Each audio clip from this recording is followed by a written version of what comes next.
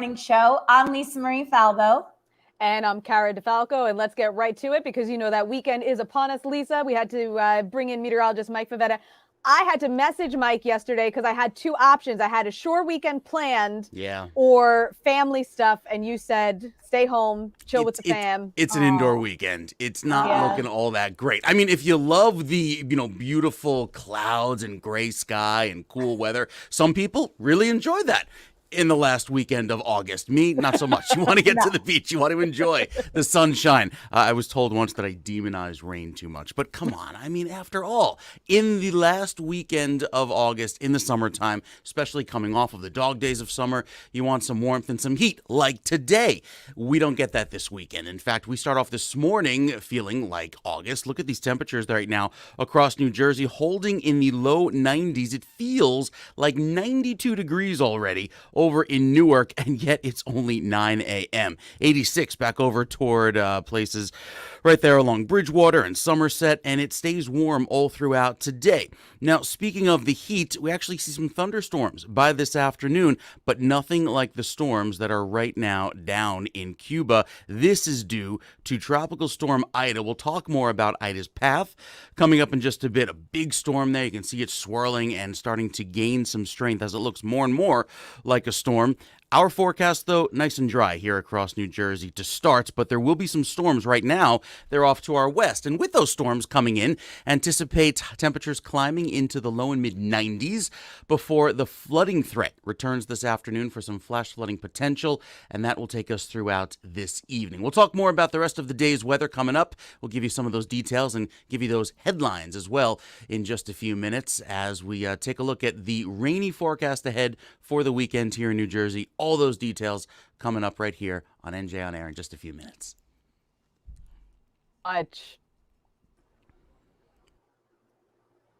Thanks, Mike. So Governor Murphy offered up our state as a place to house Afghan refugees, and they have already started to arrive in New Jersey.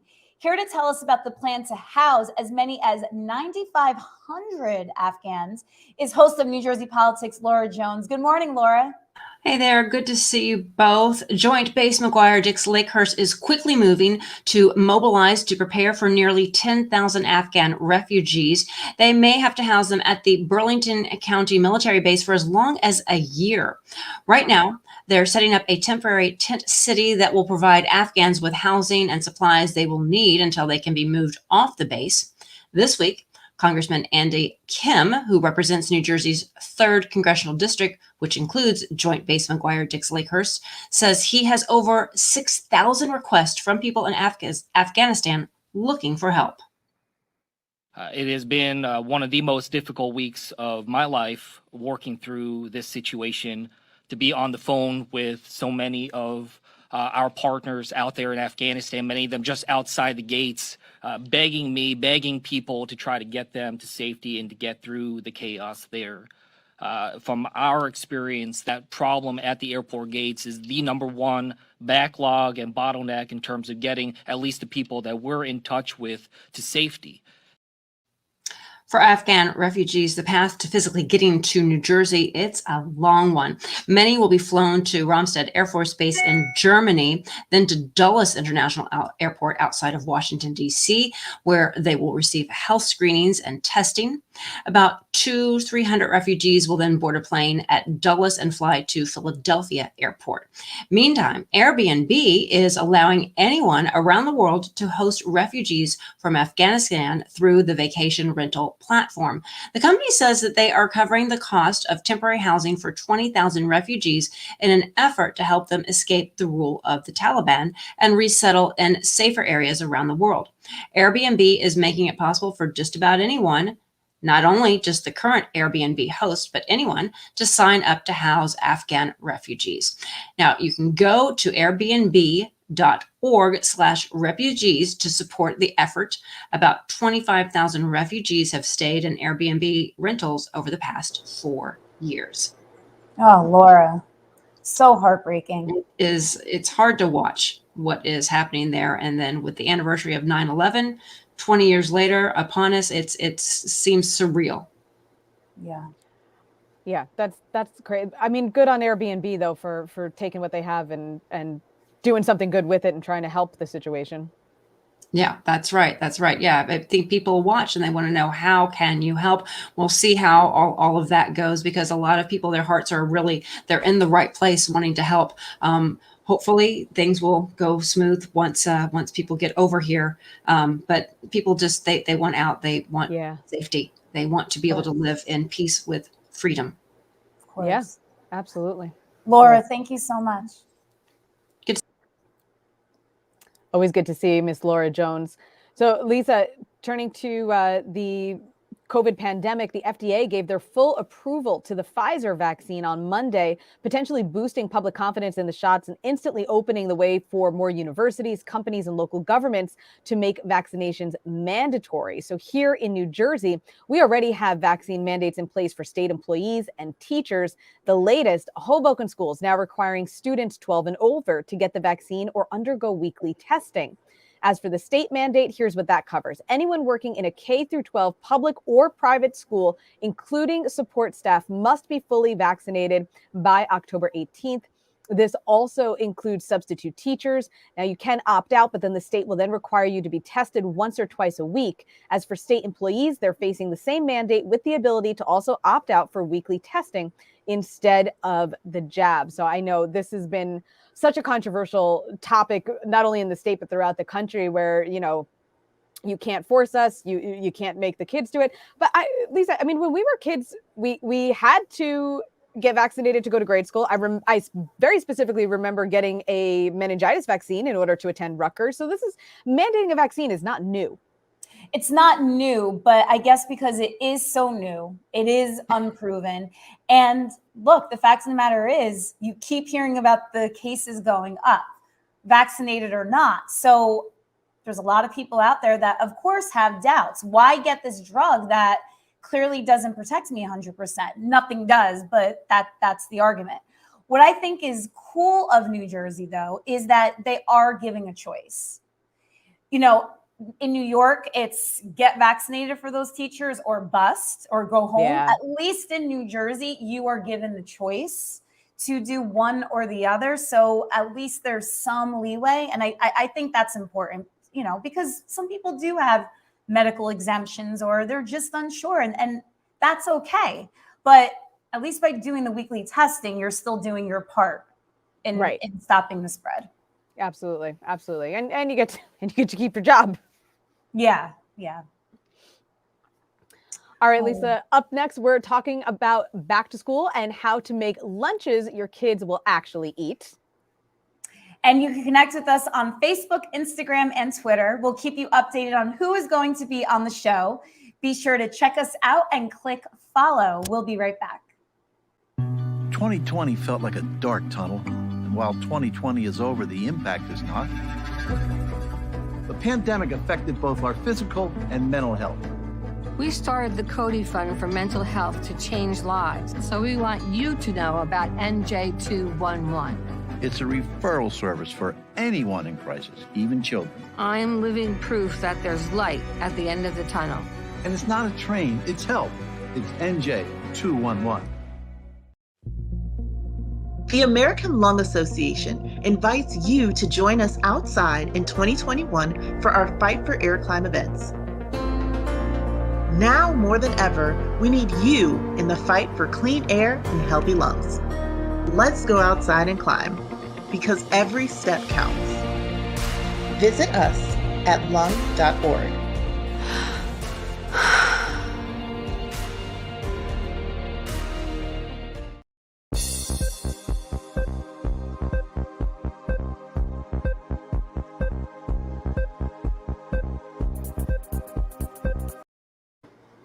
Welcome back to the New Jersey Morning Show. Lisa, I don't know if I've said it before, but I love that lung.org commercial right before we come back into break, because it always reminds me to take a deep breath. Yep. Before we start back. And we bring in meteorologist Mike Pavetta. Maybe deep breathing a little bit difficult to do today because I know we have an air quality alert in place, don't we? We do. The air quality has been really poor. So all of the sunshine from the last few days mixing with a lot of the pollution that typically is generated on a daily basis here in New Jersey. There's nothing different about that.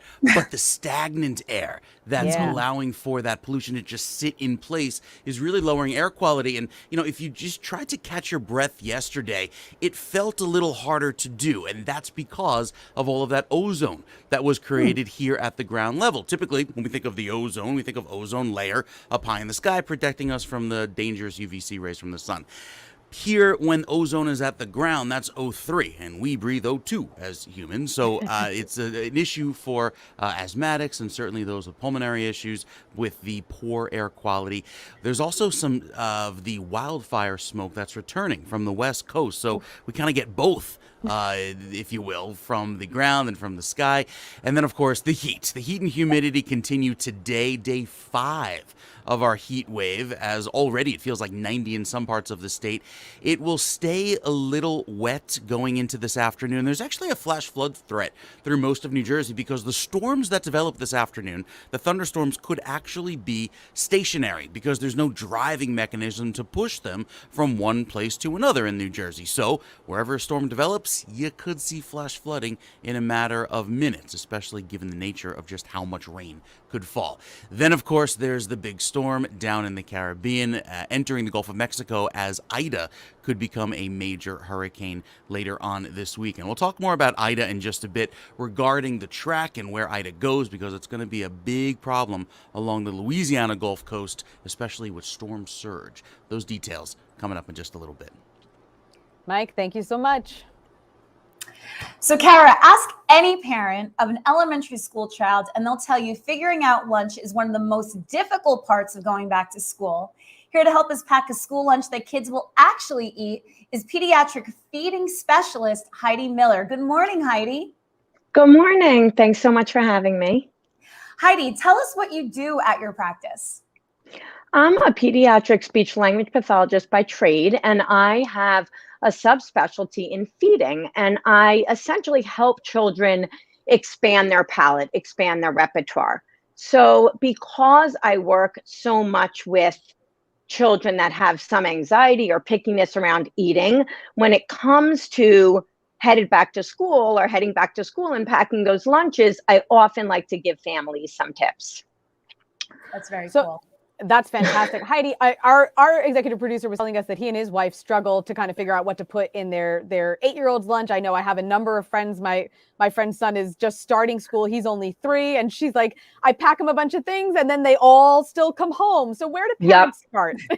So it's hard. And feeding can be a very big challenge for a lot of kids. So, when you're thinking about the child that eats very easily, and then you're thinking about the child that sometimes is a little picky, going back to school, especially this year, post-COVID, when some kids were remote last year, there's a lot of anxiety with that as it is. So we want lunch to be a cozy time for them. They're dealing with the peers, they're dealing with, a lot of different things. So what I would suggest is get the child involved, especially in the beginning. This isn't something that's going to happen, obviously, all of the time going forward for the whole school year. We can't always have our kids helping pack their lunches, but in the beginning, make them part of the process. If you say to them, and clearly we do not want them just throwing a whole bunch of junk in their lunchbox, but the way we can control that a little bit is to say, you know what, you're going to pick a protein, and you can give them examples of what that is. That's a cheese, that could be a yogurt, that could be a turkey, that could be a chicken nugget. You're going to pack a starch, that could be crackers, pasta, the things that your child likes.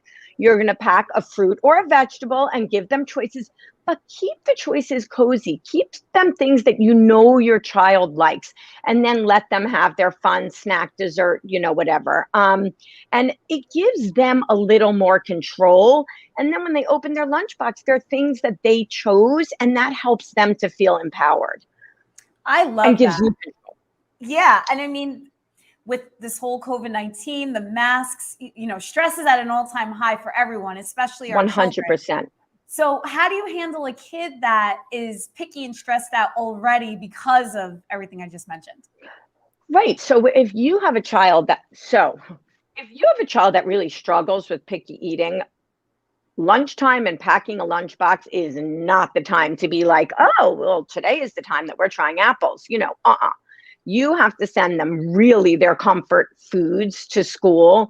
And, if you want to start to work on expanding the repertoire and stuff like that, those exposures should then be in the home environment, because you don't want to add any more stress than they already have to that school situation. So I would still try to say to them, look, let's try to pick from these categories. If it is very limited, then I would say to them, you know what, honey, you had your cheese and American crackers yesterday. So today we're going to try to pack your yogurt and one of the cereals that you like and let them pick from there. Building in choices is going to give them empowerment. But definitely try to rotate through the things that they like so that they don't what we call extinguish a food, because that could be problematic too. Man, I have a soon-to-be 6-month-old, and I thought the feeding and food situation was rough, but I guess I haven't seen anything yet. Yeah, no, I just sent somebody off to college. We got his repertoire expanded, and now he's doing great. But this could be a real challenge for some people.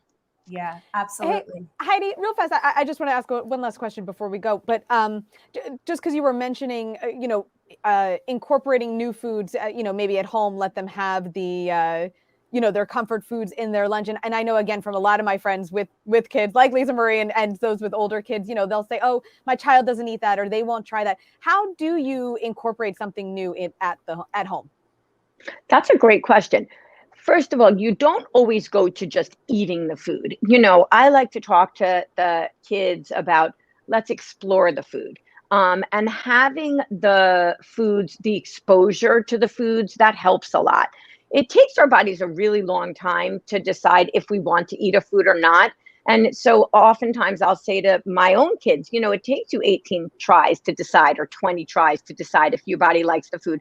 So if you didn't like it this time, you might not like it. You might like it next time. But it's not always, Sally, eat the avocado. It's let's explore it. Do you want to give it a lick? Do you want to give it a kiss? Do you want to mix it? Can you pass it to mommy? Can you pass it to daddy? Can you cut it for your brother? So those kinds of interactions help, and just really giving them the exposure and having it. As parents, it's our job to present the foods, and they say that for the children, it's their job to decide how much goes to their belly, and we have to really respect that process. Absolutely. Heidi, thank you so much. You can learn more about her services at HeidiMillerSpeech.com. Thank you so much. Thank you, guys. Take care. Thanks, Heidi. That was great. I think that was great information for parents and aunties alike. Yes, exactly. All right, Lisa. Governor Murphy signed a new anti-hazing bill into law this week. It requires schools to adopt policies against hazing and increases penalties for those found guilty. The law is inspired by the death of Timothy J. Piazza, a college student from Lebanon, New Jersey, who died in 2017 after excessive drinking while pledging the Beta Theta Pi house at Penn State. I remember this story. It led to a series of falls that resulted in a severe head injury and his death the next day. Fraternity members waited 12 hours to call 911. The law requires all, quote, higher education institutions, as well as public and private middle schools and high schools in New Jersey, to adopt anti-hazing policies and enforce penalties for violations of the policy. Moreover, when hazing turns violent or deadly, it will become a matter not just for a college administrator or a school principal, but the justice system. And let there be no doubt, you will be arrested and you will be prosecuted to the fullest extent of the law. Serious bodily injury or death resulting from hazing will be charged as a third-degree crime. Hazing that causes bodily injury has been upgraded to a fourth-degree crime from a disorderly persons offense. And 4 former Penn State fraternity brothers were sentenced in Piazza's death, including 3 that were sentenced to jail time. So that was, I remember that story. It was a tragically sad story. It's terrible. But I'm happy that there are practices in place to cut down on all of that. Absolutely. It's not fun. So next, we learn about a new development for seniors coming to Bergen County. And remember to check out the New Jersey Morning Show on social media. Please follow and like us. The American Lung Association invites you to join us outside in 2021 for our Fight for Air Climb events. Now more than ever, we need you in the fight for clean air and healthy lungs. Let's go outside and climb, because every step counts. Visit us at lung.org.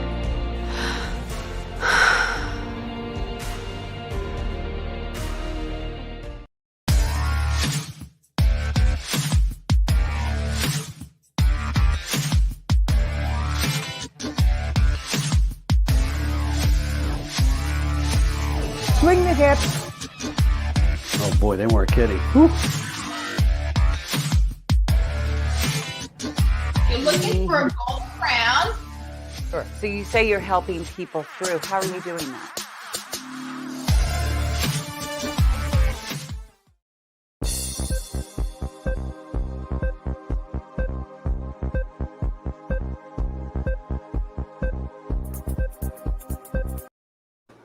Welcome back to the New Jersey Morning Show. So, Kara, last night I was happy to attend the retirement party of Nadine Breckner, who served as Vice President and Chief Development Officer of the Trinitas Health Foundation.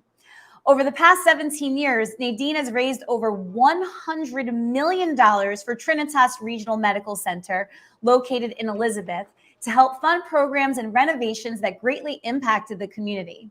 Highlights of the evening included a performance by Grammy award-winning singer Gloria Gaynor. So cool. I'm so jealous. She is awesome.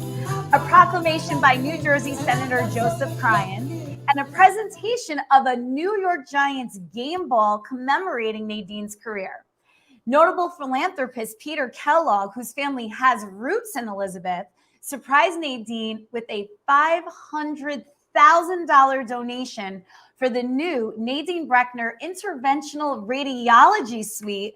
Nadine, congratulations on an amazing career. It was very special to be there last night with you. That sounds like a hell of a party. It was. It was at Echo Lake Country Club in Westfield. It was very well attended, and it was a great night. That looks fantastic. And I think it was a nice night last night, wasn't it? Let's bring in meteorologist Mike Favetta. He's got our Jersey forecast going forward and looking to the weekend.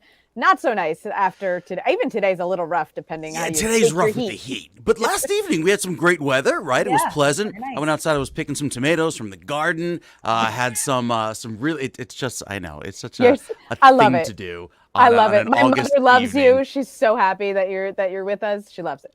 And I'm telling you, my mother was telling me this morning, "Oh, tell Carrie I said hello." She was listening to you this morning on the radio. So yeah, that's it. But meanwhile, when I'm on TV, sometimes I don't know. I see her watching other channels. So you see where that love is. It's motherly love. I don't buy it. Yeah, you don't buy. All right. Well, we've got some great weather, at least for the upcoming next week. I think this weekend's going to be a little gray, especially with that easterly breeze, bringing back some clouds throughout the afternoon. And then, of course, all eyes will be on the Gulf Coast because of Tropical Storm Ida. So Ida's right now sitting just south of Cuba. And once it crosses over the mountainous area of Cuba, by later on tonight, it enters the Gulf waters of the Gulf of Mexico, and that's where it becomes a potentially Category 3 storm, a major hurricane with estimated winds greater than 111 miles per hour at landfall. So there's going to be big problems by Sunday morning into Monday morning as the eye wall approaches the Gulf Coast, and it will land anywhere in this area from, say, Lafayette, Louisiana, all the way out toward Gulf Shores, Alabama, even out toward the east there. So that area is right now under a hurricane watch, likely to become a warning later today. Also, there's going to be more of a smoky scene across our skies this weekend because with more West Coast wildfire smoke that arrives here in New Jersey, you can see those yellow dots here right down the turnpike. That's the poor air quality, as the air quality stations are picking that up, and it's all due to more of that West Coast wildfire smoke with the wildfires here. That smoke is being transported all out across to the East Coast, and here we are in New Jersey, have a little bit of that smoke to contend with yet again. So the air quality remains low, and you'll see on the air quality index that with today's air quality above 100, that number is 110, it's going to be a little bit above average, and again, likely going to see those air quality readings come back as poor throughout today. Now, the 3-day forecast here in New Jersey brings back the rain throughout tomorrow, which typically brings back better air quality, and then I think going into Sunday and Monday, we'll have some clouds around as well. Next week, however, I'll show you the 7-day coming up in our next weather update. There's actually a drier trend coming up, and that will feel very nice just in time for September's arrival as we wrap up August on a pretty humid and damp note here.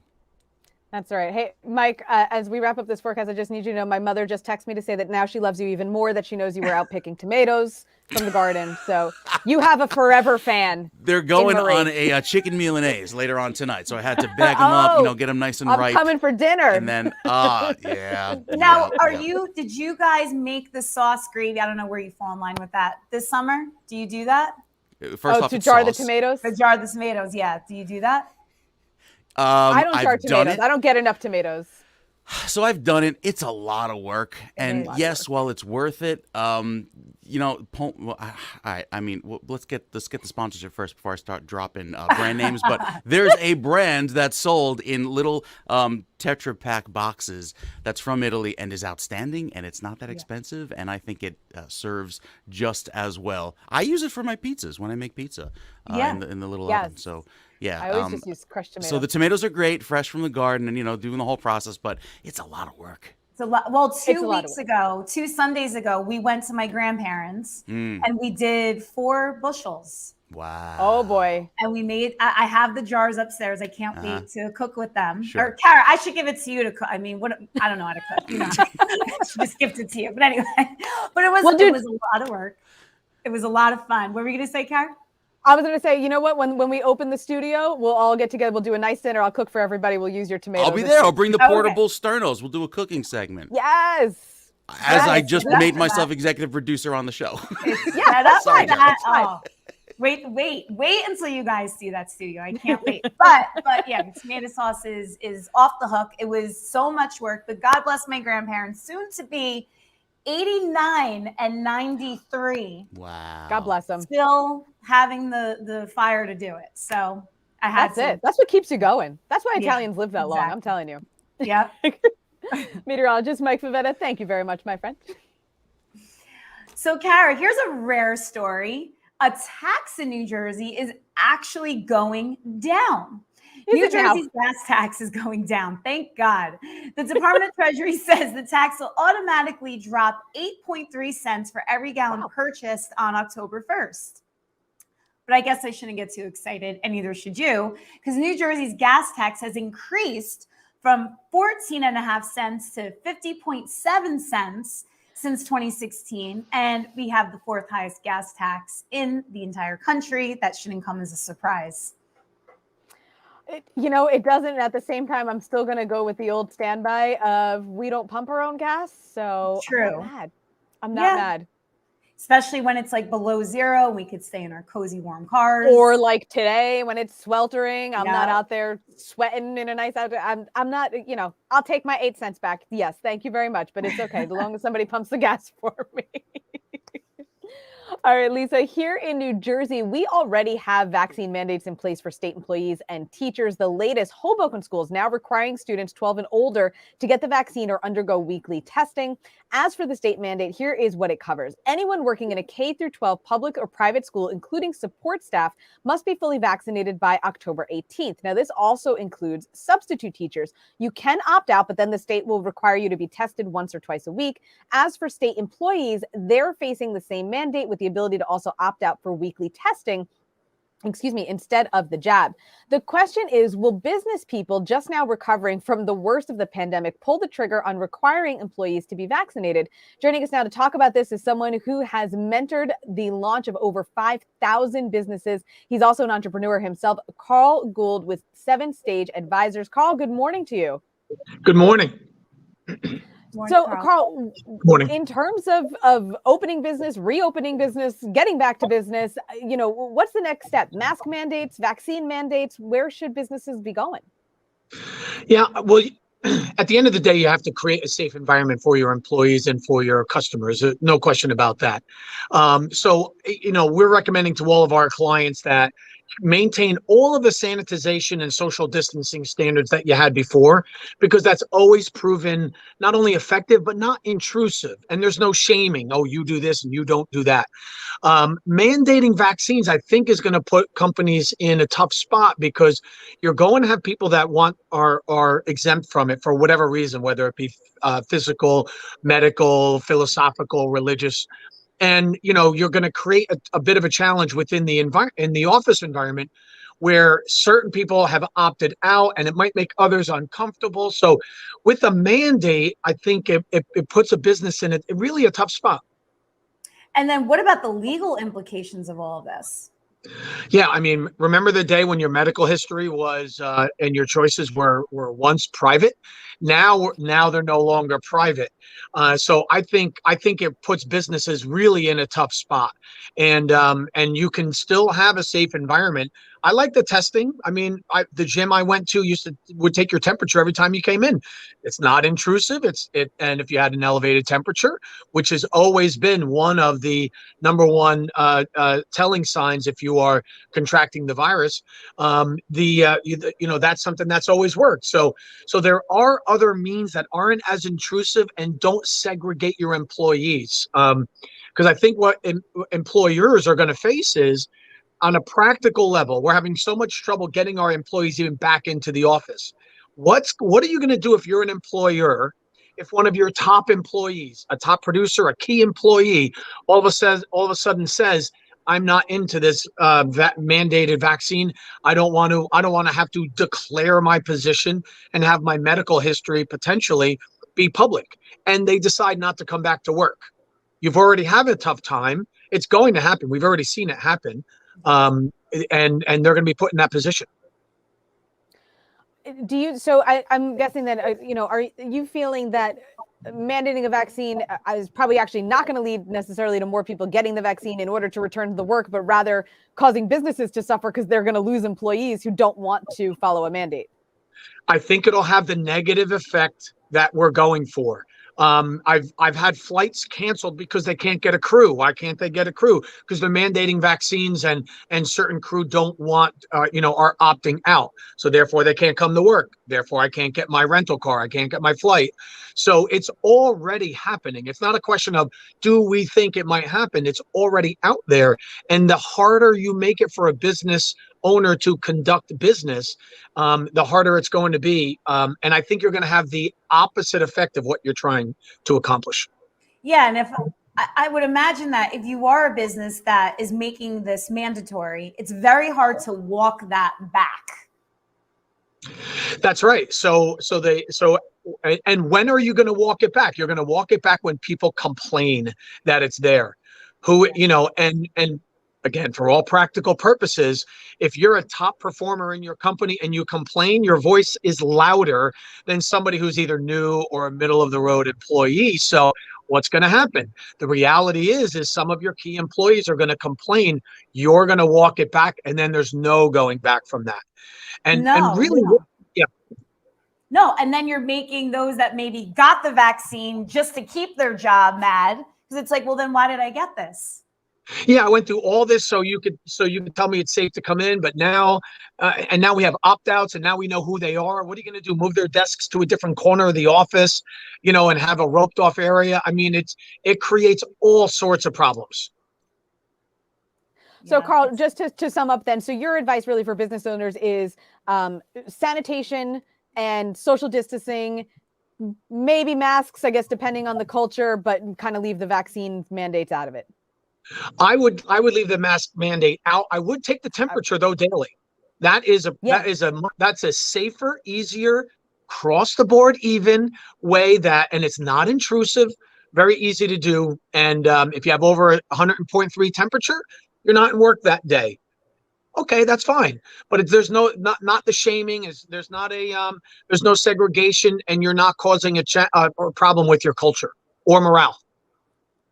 Carl, thank you so much, guys. You can learn more about Carl at 7 Stage Advisors, which is based in Butler, at 7stageadvisors.com. Thank you so much for joining us this morning. Thanks for having me. Thanks, Carl. Next, we're going to learn about a new development in Bergen County. And remember to check out the New Jersey Morning Show on social media. Please follow and give us a like. What would happen if I had to pick up the phone, call 911 for one of my family members or one of my neighbors? What would I do if no one was on the other end to respond? What if there was no 911? You can be a part of the solution. Anybody can be a firefighter. Male, female, younger, older. We have school teachers. We have leaders in business. Is me, you, anyone that wants to be. There is no typical firefighter.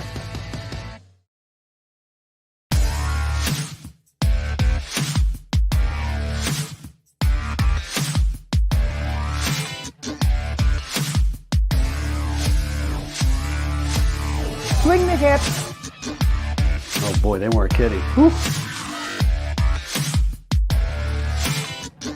You're looking for a gold crown. Sure. So you say you're helping people through. How are you doing that?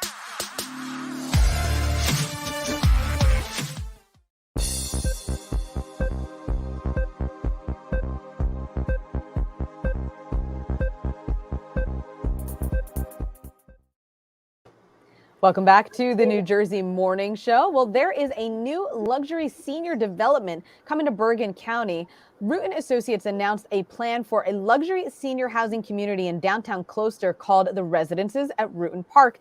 Joining us now is owner and managing partner of Rutan Associates, Mike Rutan. I sincerely hope I'm pronouncing the last name correctly. You are. Good morning, and thanks for having me. Morning. So, Mike, tell us about the new development at Rutan Park. What kind of a property is it, and what will you have on site for future residents? So the property is currently zoned industrial, and it's an older industrial complex, and it was actually purpose-built to make windows back in the 1950s by my grandfather. And then in the early 1980s, my father converted that into rentable commercial real estate industrial flex space. And, it's becoming, even for industrial, and I love industrial, that's been our bread and butter for many years, and it's certainly a very hot asset class now. But this complex is becoming more and more obsolete and costly to maintain. So I thought we should redevelop it into its highest, best use, and I determined that to be senior living, not just for us and the site, but also for the town and the community. That's very cool. The residences are within walking distance of a lot of things in the area? Yes, and that's the beauty of this location, is that we're essentially right in downtown or outside downtown. And certainly nowadays in senior living, you want to be close to the action. That's very important. Folks are very active, and they want to walk downtown or to a downtown location to patronize local shops, restaurants, cafes, etc. They want to be near vibrance and life and community, and that's why this location, I think, is tailor-made for this type of use. The renderings are gorgeous. Yeah, thank you. It's beautiful. Yes, thank you. So, Mike, you said you're kind of taking this older building and repurposing it. It was a manufacturing building, as you said. Why is it important to kind of redevelop this area? Well, I think it's just time. The site is close to downtown, and this is an older industrial complex, and I think it's beyond its useful life, and I think it's just ready to be redeveloped into its highest, best use, not just for us, but for the town. I think this sort of use that we're proposing here would better fit with the character of Closter today. Closter was always sort of a manufacturing hub, but that was many, many, many years ago. So I think this use we're proposing is certainly in line with the character of Closter today, and it's the best use of the land, which is so centrally located in Closter. And senior housing like this, it can actually help with local taxes and schools and everything, right?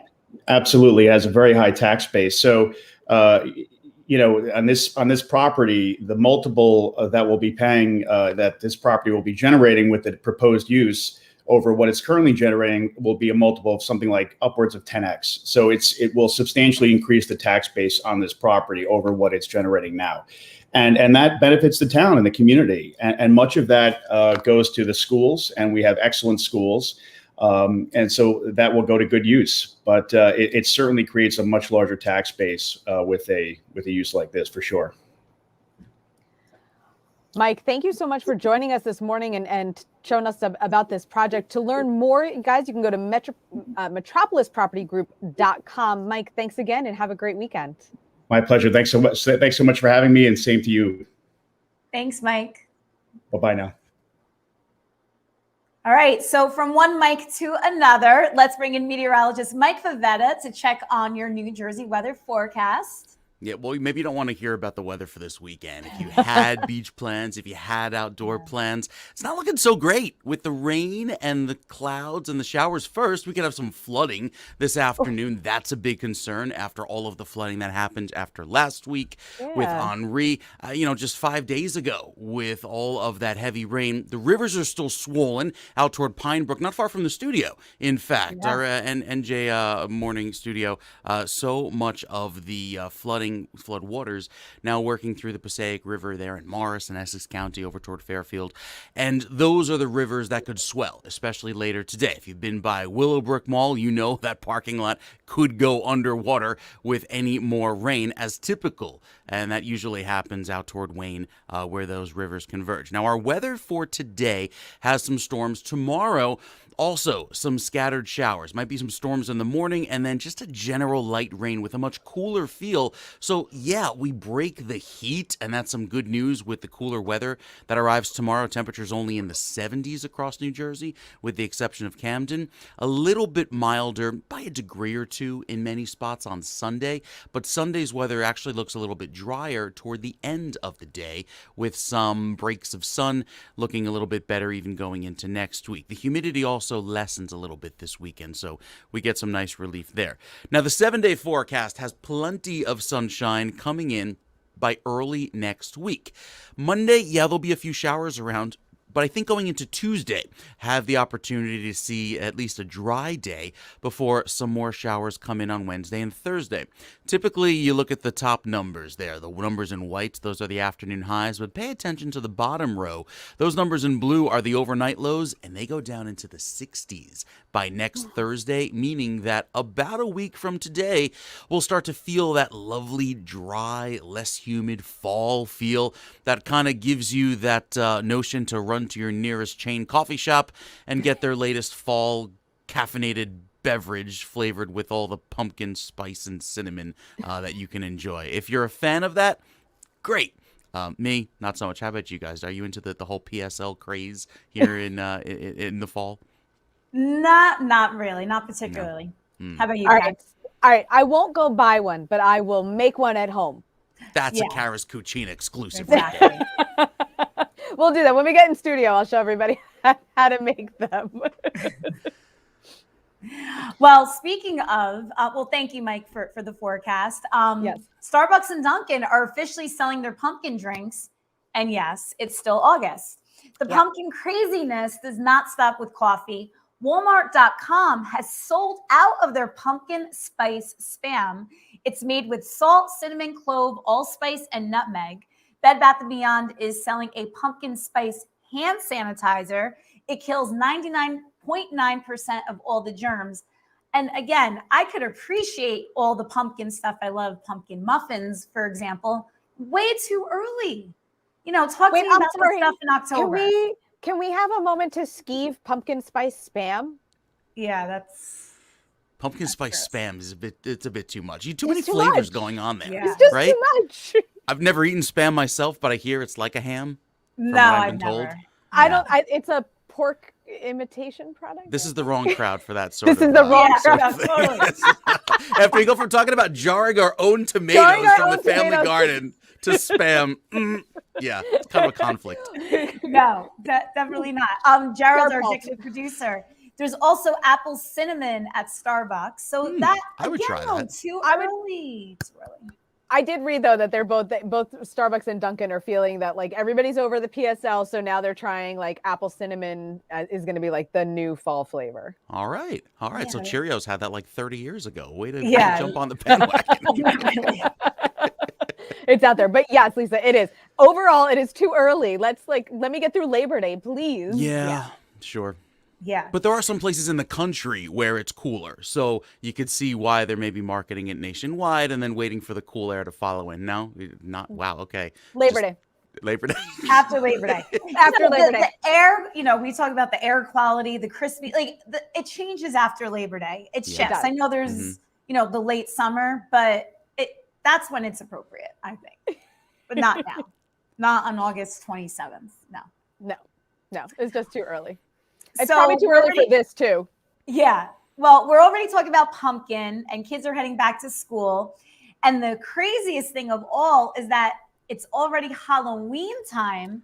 Back to school is cleared out. So you're going to be in a jam if you waited a little too long. Wow. So get on your kids' costumes now is basically what we're saying. I have to be honest with you. So I'm a big, I enjoy going to the craft stores. So the craft stores have already gone as far as Thanksgiving. Because I guess if you're crafting your own decorations, it takes a little more time. So there's Halloween and Thanksgiving stuff out already. Yeah. Look at Mike's face. Again. No, I will admit, I have been Googling Halloween costumes because I love dressing up for Halloween. Well, and now you have a little peanut to dress so I'm up. trying It's to her figure first out Halloween. my husband would never dress up, but a mother-daughter, combo. So if you have any suggestions, either the both of you or anybody watching, please write in because I'm kind of having a Halloween block, but I got to get to it because I know it wasn't mother-daughter, but it was me, my best friend, and my brother. We were all Care Bears one year for Halloween. Oh. And that was adorable. really good. It was a nice, warm, fuzzy costume. That is, yeah. And well, Halloween, it could either be 40 degrees or 80. Or 75. Right? This is true. This is true. It could be very warm or it could be very cold. Or you could be a child of the, the turn of the millennium and not really have Halloween. Remember we had Halloween canceled 3 years in a row? We had Sandy, then a winter storm, then another storm. It was just every year. And these kids growing up didn't have Halloween for several years in a row. So then you kind of impose this new holiday on them where everybody's dressing around in different costumes. It's, I would say, maybe a shock We could just to move a young it child's mind. towards Purim when the Jewish religion does it and they get dressed up. I think if we just move the whole thing over there, then I think everybody has better weather for it. Maybe, yes. The Catholics may not have an issue with that with, the All Saints Day and All Hallows Eve, but we'll see. Halloween, not technically a Catholic holiday. Well, I meant the All Saints Day, Tutti Santi, Yes, those we can leave over there, but that's not the costumes in the trick-or-treating. True. Okay. All right, guys. So do you have you seen this video? This was kind of one of the week's viral videos. This bear is stealing an Amazon package. And the irony of the whole thing is that there's Charmin toilet paper in the package, or there's toilet paper at least in the package. And so, the Charmin bears, that was one of the things. So he apparently knew what's up. He's hoarding his TP and off he goes. That is cute and scary at the same time. I wouldn't want to see a bear on my Ring doorbell. Yeah, but exactly. So do you have one of those Ring doorbells? I do. Yeah. You do? Okay, so imagine being alerted to this one. Here's a video for you. This was it, the bear that she saw taking what you would have thought was food, but no, it was TP. Huh. Maybe he knows that we're gonna have another shortage. Oh. So he's gathering supplies for the winter. It's the animal instinct. I hear, though, I was reading anecdotally that some big box stores are already out again of toilet paper as people prepare for potentially a next wave with the hoarding situation. I'll go confirm it for myself in East Hanover later today. I have to go run to Costco, so I'll you let got to make know. a Costco run. Lisa Marie, yeah, Yes, I'll let you know if there's any TP left. But maybe the bear knows something. You're right. Maybe. Never know. I don't know. All right, guys, that is it for the New Jersey show, the New Jersey morning show this morning. I'll get it all out eventually. And Lisa Marie, Mike, thank you both very much. And thank you to our audience for watching. Of course, we always appreciate it. We're live every Friday morning starting at 9 a.m. And we will see you guys next week.